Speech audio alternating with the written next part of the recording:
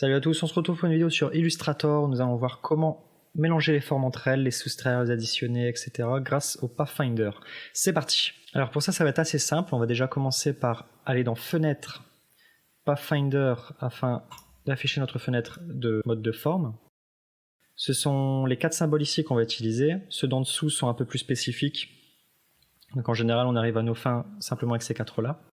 On va avoir la réunion qui va tout simplement, si je chevauche ma forme verte sur la rouge, je sélectionne les deux, je clique, je vais les réunir en une seule forme.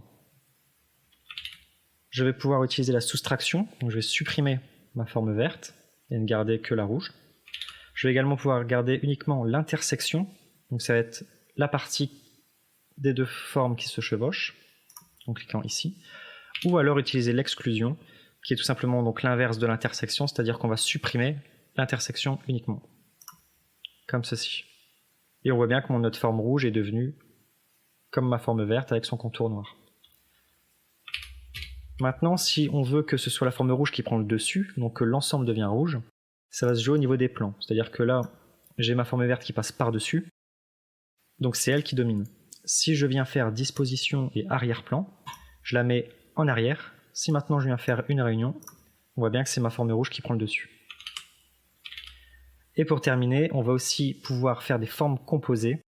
Donc comme l'indique l'infobulle lorsqu'on passe notre souris sur le symbole, Alt-clic pour créer une forme composée et l'ajouter à la forme. C'est-à-dire que si je fais, donc j'ai ma sélection, si je viens faire Alt, donc là j'appuie sur Alt et je clique sur mon symbole, j'ai ma forme comme ceci, mais on voit bien qu'on a des rectangles de sélection à l'intérieur. Si je rentre dans le groupe, j'ai encore mes deux formes. Donc ça permet de les associer, mais tout en gardant une certaine flexibilité dans ce qu'on veut faire.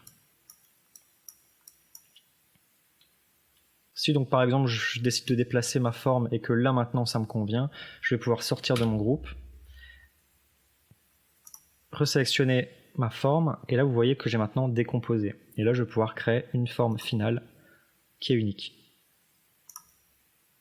Si ce tuto vous a plu, n'hésitez pas à mettre un like et à vous abonner pour ne pas rater les prochains contenus. Je poste des vidéos très régulièrement et on se voit à la prochaine. Bye!